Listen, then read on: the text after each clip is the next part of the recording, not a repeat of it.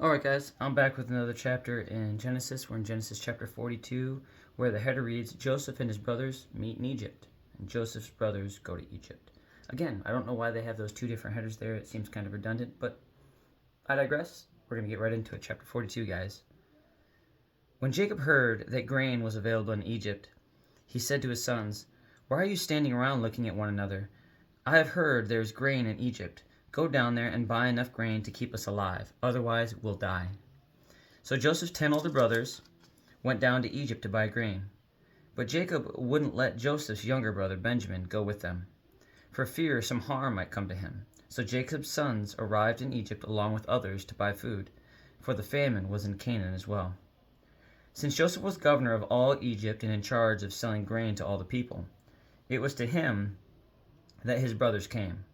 When they arrived, they bowed before him with their faces to the ground. Joseph recognized his brothers instantly, but he pretended to be a stranger and spoke harshly to them.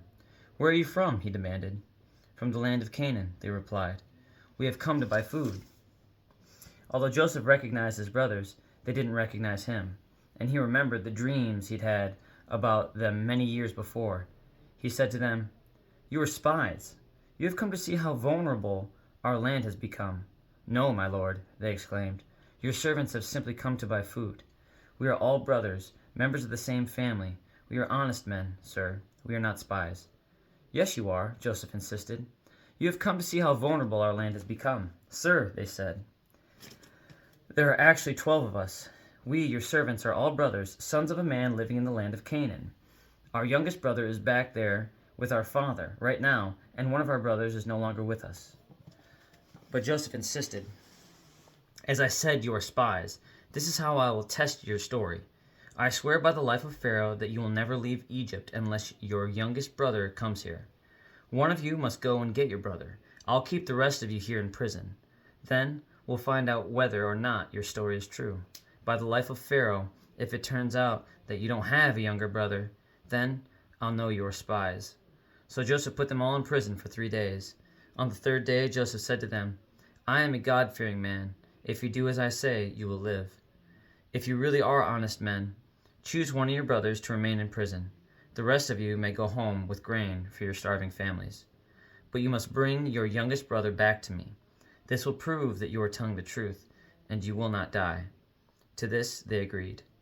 Speaking among themselves, they said, "Clearly we are being punished because of what we did to Joseph long ago. We saw his anguish when he pleaded for us, when he pleaded for his life. But we wouldn't listen. That's why we're in this trouble." "Didn't I tell you not to sin against the boy?" Reuben asked. "But you wouldn't listen, and now we have to answer for his blood." Of course, they didn't know that Joseph understood them, for he had been speaking to them through an interpreter. Now he turned away from them and began to weep. When he regained his composure, he spoke to them again. Then he chose Simeon from among them and had him tied up right before their eyes. Joseph then ordered his servants to fill the men's sacks with grain. But he also gave secret instructions to return each brother's payment at the top of his sack. He also gave them supplies for their journey home. So the brothers loaded their donkeys with the grain and headed for home. But when they stopped for the night, and one of them opened his sack to get the grain for his donkey, he found his money in the top of his sack. "Look," he exclaimed to his brothers, "my money has been returned. It's here in my sack." Then their hearts sank. Trembling, they said to each other, "What has God done to us?" When the brothers came to their father Jacob in the land of Canaan, they told him everything that had happened to them. "The man who is governor of the land spoke very harshly to us," they told him. "He accused us of being spies scouting the land, but we said we are honest men, not spies. We are 12 brothers, sons of one father. One brother is no longer with us, and the youngest is at home with our father in the land of Canaan." Then the man who is governor of the land told us, "This is how I will find out if you are honest men. Leave one of your brothers here with me, and take grain for your starving families, and go on home. But you must bring your youngest brother back to me. Then I will know you are honest men and not spies. Then I will give you back your brother, and you may trade freely in the land." As they emptied out their sacks, there in each man's sack was the bag of money he had paid for the grain. The brothers and their father were terrified when they saw the bags of money. Jacob exclaimed, "You are robbing me of my children. Joseph is gone, Simeon is gone, and now you want to take Benjamin too? Everything is going against me."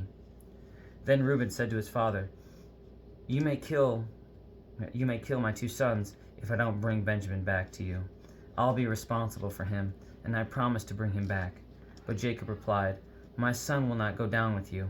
His brother Joseph is dead, and he is all I have left. If anything should happen to him on your journey, you would send this grieving, white-haired man to his grave." And that's the end of that chapter.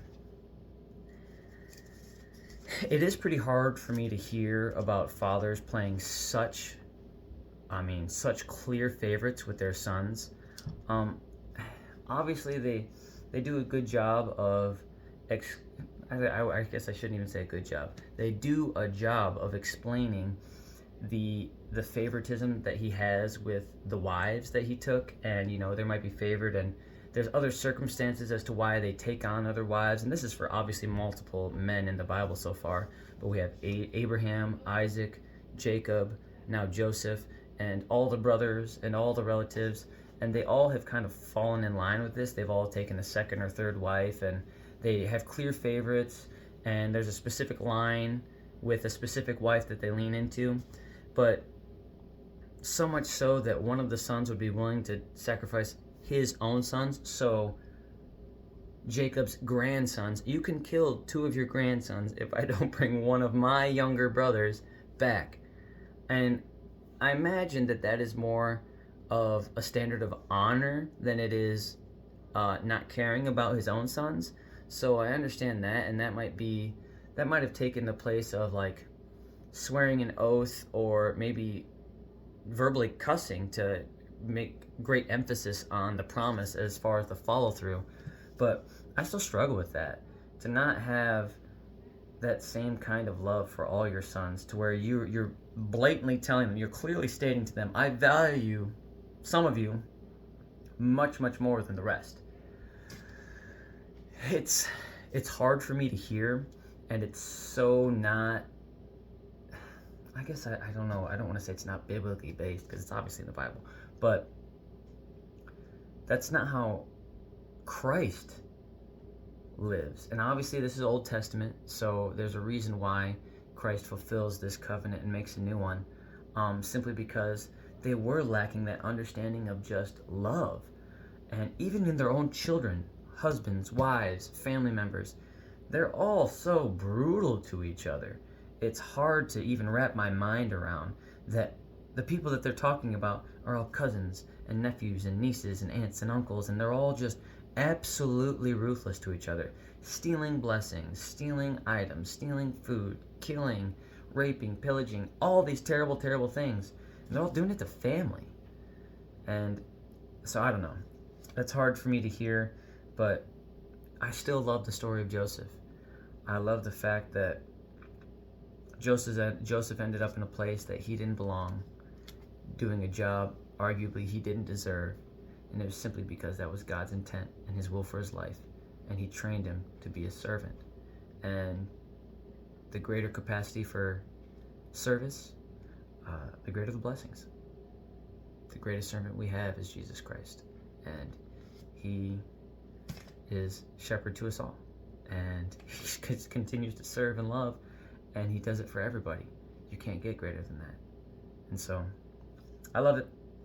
On that note, I'll be reading chapter 43 tomorrow of Genesis, where it reads, "The brothers return to Egypt." Have a good night, God bless, and I'll see you guys tomorrow. Good night.